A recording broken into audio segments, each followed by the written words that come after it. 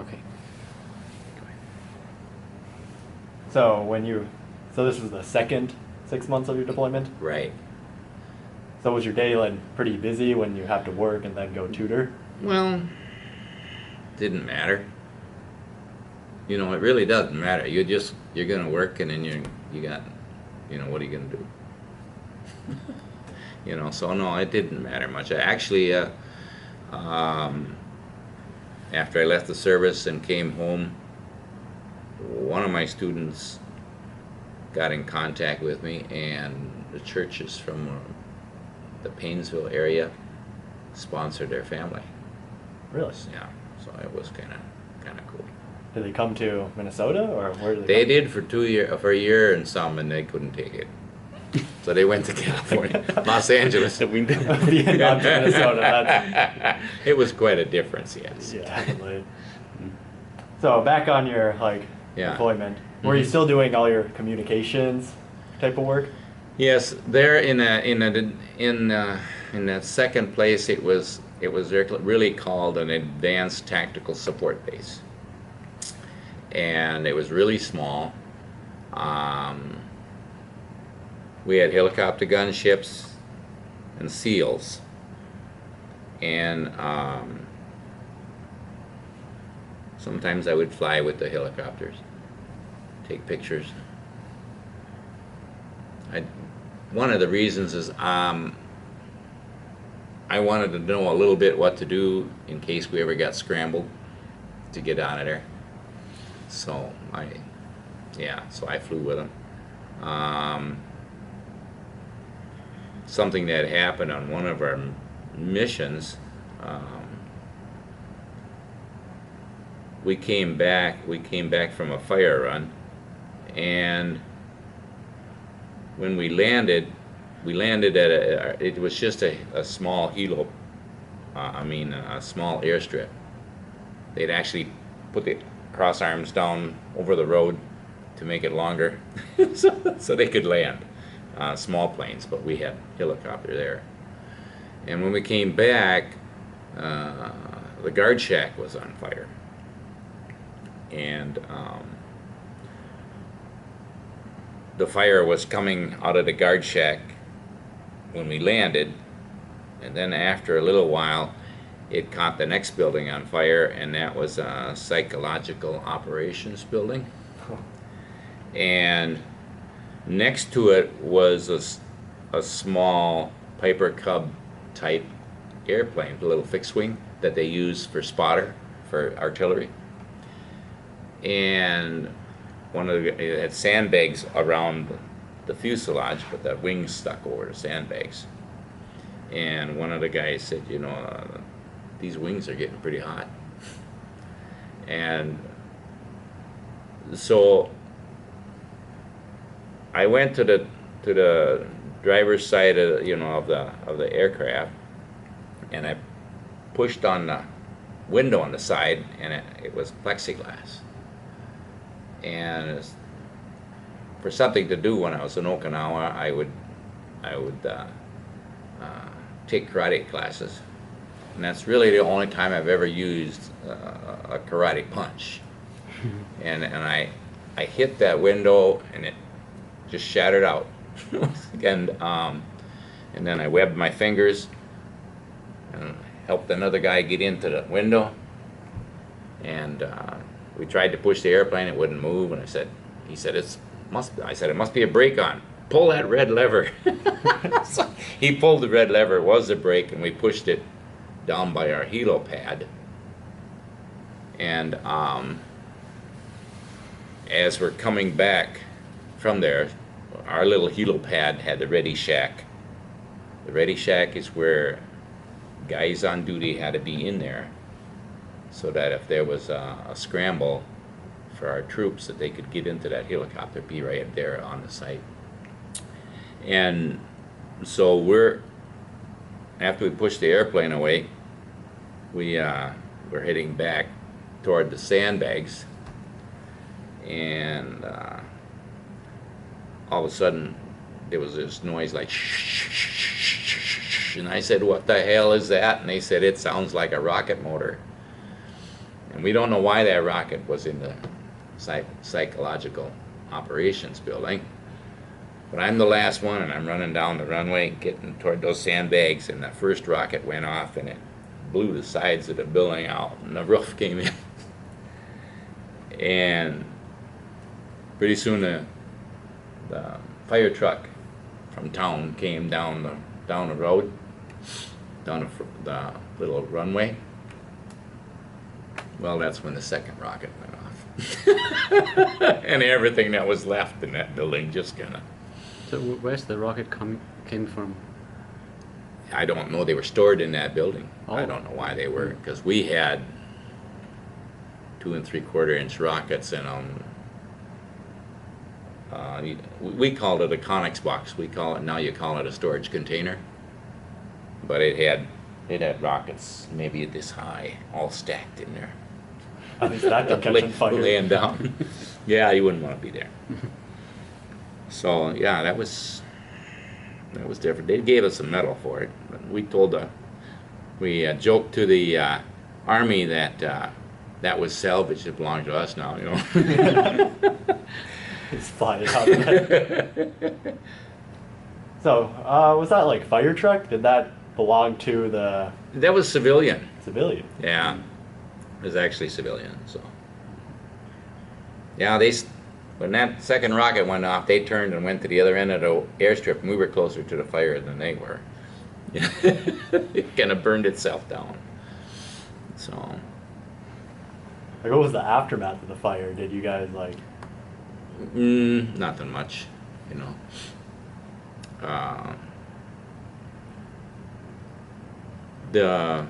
I don't know. I don't know that part. You know, I was just there for the Navy part, and so this was. These were South Vietnamese Army people that were guarding the base, a little airstrip. You know, so I mean that's all I know. I don't know what happened after that.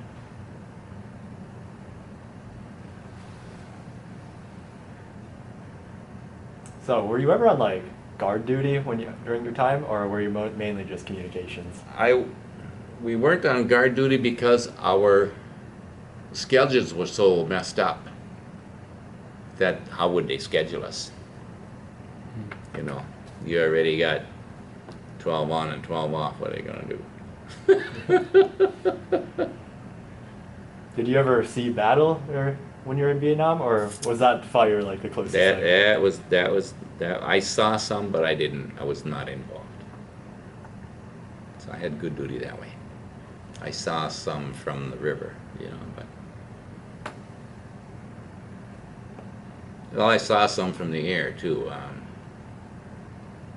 But I didn't feel in real danger. We were at night.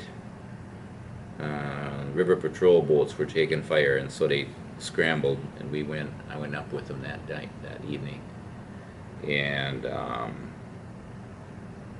there was a firefight on the river, and you could see the difference, you know, between the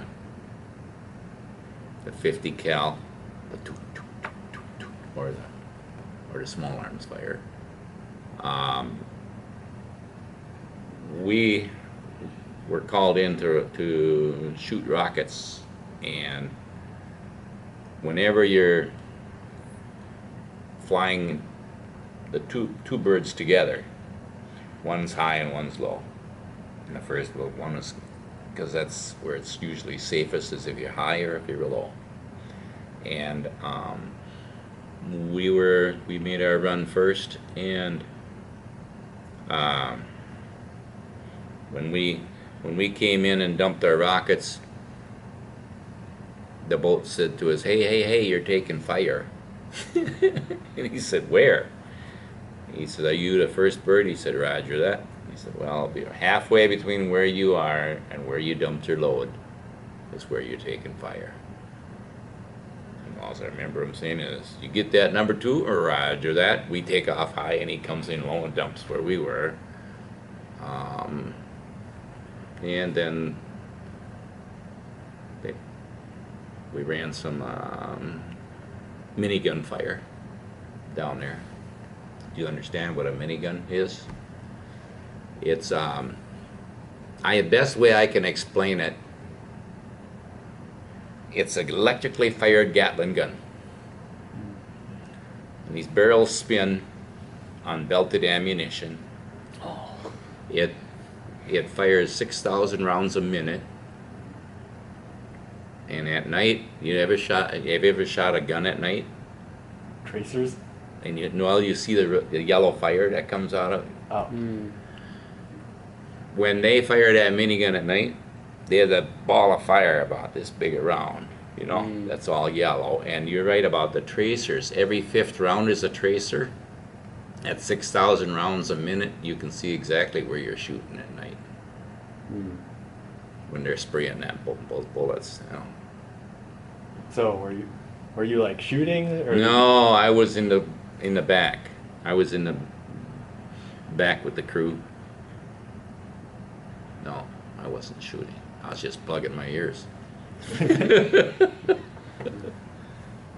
Like, what ear protection did you guys use for that? Because I bet it would have been loud. Well, I didn't have any, so I just used my fingers. But the guys had helmet earmuffs on. They didn't give you guys any? Well, they didn't have extras. So how did like the scramble work? Did you guys were you on like call, or were you guys just like sleeping and then you got forced to? I happened to be at the ready shack when they got scrambled up, and they said, "You want to go?" And I said, "Sure, why not?" Sure, why not? Well, you're young and you just do. You do what they're your family. You do what your family's doing. So, I mean, if they might need you, you're there,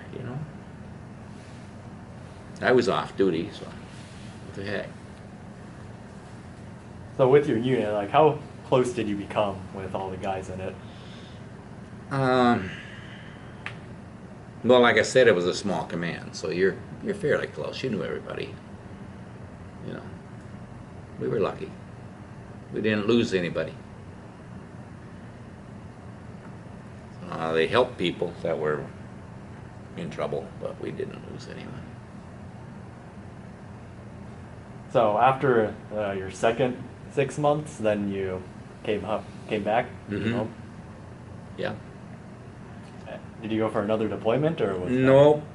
When I got out, it was they left me out in October, and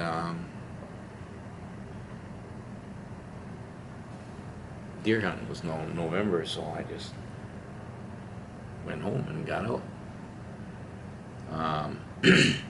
I was recommended for the NESEP program, which is I could have went back and went to more schooling and came back as an officer, but by then I was just ready to quit, get home, go home. So I came home and farmed with my dad for a while, and then my wife and I bought our own place, and we farmed for another 7 years there, so dairy cows. It was hard. It's really hard to make a living. We didn't have enough cows, we didn't have there just wasn't a lot of money in it. So how did you feel anything once you learned that the U.S. pulled out Vietnam? Well, it was 10 years after I left Vietnam that one of my students got a hold of me with a letter and asked if I would help him to get sponsored, he and his family. We got the letter on Christmas Eve, and we got that letter from Georgia. There was another letter we got from California, another one from Washington. And after the churches sponsored them, and we'd visit, and I said, well, first of all, how did you get away from Vietnam? I know. He said, well, when the VC took over in 75, they hid all their gold. And then when it came time to escape, they got on the boat. And I said, well, how much did it cost? He said, for every adult, I think it was 8 troy ounces of gold. And for every child, I think it was 6 ounces. He said, and then after they got off of of course it was very crowded boats, after they got into the sea a ways, then the pirates came and they took everything else. And he was at a refugee camp in Indonesia, and because he knew some English, they didn't let him leave right away. He was teaching English to others, but his younger brother and stuff got to come first. So he said that they went through all of their luggage and everything when the pirates came, and he thought he lost his address book forever. But he said when he got to one day he was at the refugee camp, and in between the lining and the case was something, and it was his address book. And so that's how he got a hold of me. So I always told folks that, because some of them were against me even being friends with or sponsoring people from Vietnam. And I said, you really don't know what kind of good they're gonna bring to America. 25 years after they got here, I was invited to their daughter's wedding, and she was only this big when they left, in Los Angeles. And I flew out there and went to the wedding and stuff. Wang was one of the men. He became a machinist in Painesville. That's what they trained him at a steel shop. So he became a machinist. He worked out in Los Angeles area, and in 25 years, I think he missed 4 days of work. Wow. So he was a professional machinist. His brother worked in real estate. His one sister was a district attorney in California. One of the children was a special needs teacher. So I'd say they did good, And the other one, the youngest one was one of the daughters was in high school, and I think she was sophomore and taking classes at the college at the same time. So they applied themselves. They did well. Are you still in touch with them now? Around Christmas time we communicate, but otherwise not as much as I'd like to. I might go out and see them again one of these days.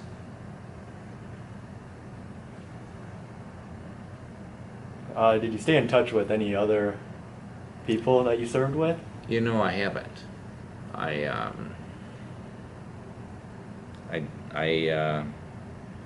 tried a couple times, but I have not got close contact with anybody. Have you spoken to any other veterans who served in Vietnam? Maybe different roles from yourself? Yeah, I go to the VA for my medical stuff in Minneapolis, and if I can, I'll go in between appointments or whatever. I'll go down to the commissary restaurant down there at the hospital and just talk to somebody, you know. I had a good friend that died a while back.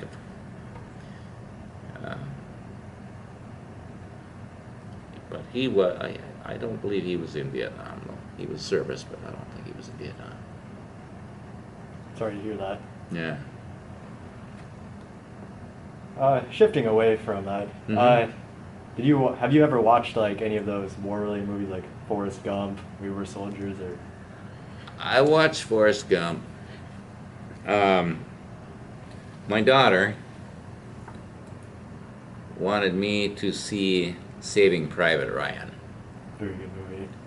And so I went with her, and when we got done with the movie, she looked at me and she said, "Dad, it was a really good movie, but you didn't seem to enjoy it."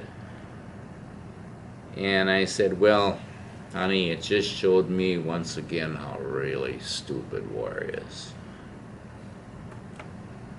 You know, the stuff that went on for that." So no, and I don't like the gory part of movies. It's not, you know, we don't need it. I don't need it. You know, I had friends who said that, well, Purple Heart, they got Purple Hearts, and they said they live it every night. They don't need to watch it. And I think my own personal feelings is some of the games that we have nowadays out actually desensitize our young adults to war and to what it's really like, and the pain and the loss of life. They become so desensitized. Pull the trigger. So I don't think it's good.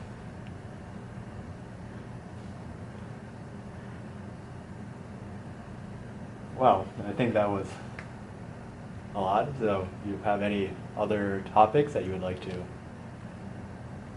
No, I'm proud of America, and I'd probably do it again if I had to. Do you have trouble when you came back from Vietnam to adjust to civilian life? You know, I think,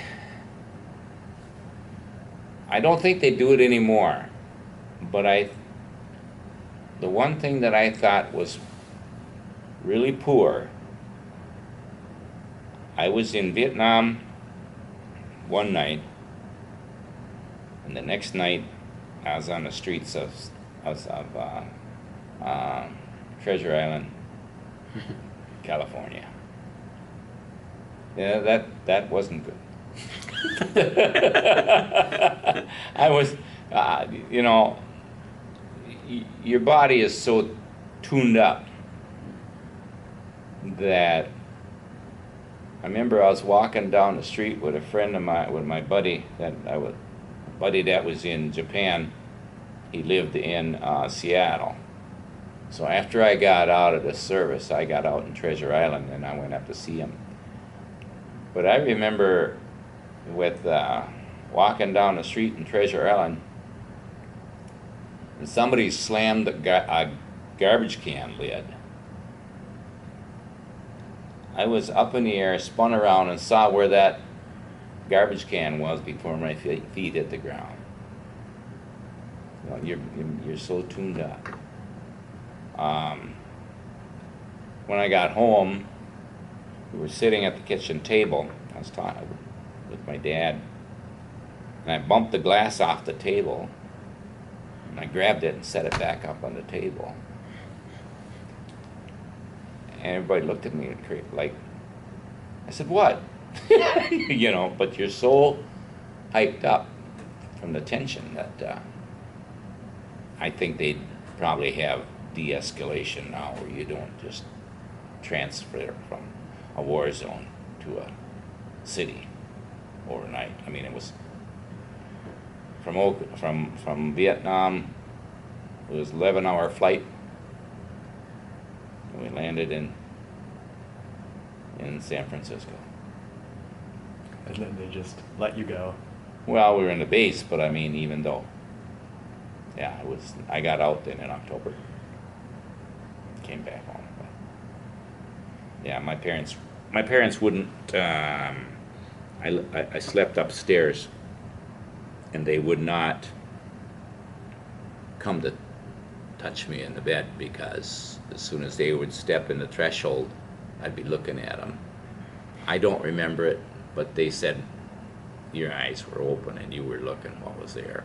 They weren't gonna come and wake me. So yeah, it takes a while, you know, to get over that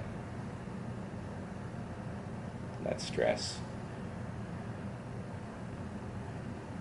Even though you're not in fighting, you don't know when. You know, we had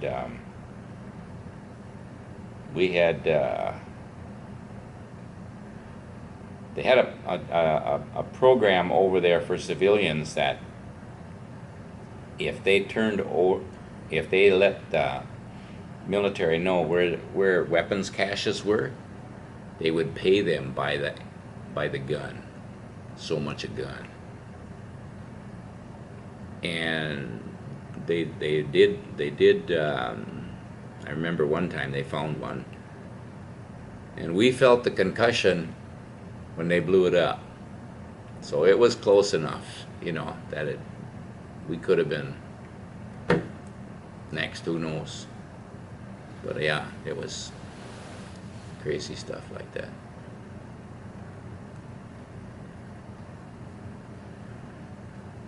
But you know, America's worth fighting for. And I don't care if you fight for it in the military or if you fight for it with a vote. It's important. It's a very good advice to us. It's very good That advice. is very good advice. I think we have to briefly step into the camera. Oh wait, don't stop it yet. I think we have to go in the camera real quick. Okay. That's what this says. You have to do it. Prove that you were here? Yeah. Oh, okay. You were just talking to Yeah, me. yeah. I think you also have to come over. I have to go. Okay, that's Yeah. okay. Yes. Everyone. Well, that's a good idea. Okay. Okay. Hi. Thank you. You're welcome. I'm gonna stop it.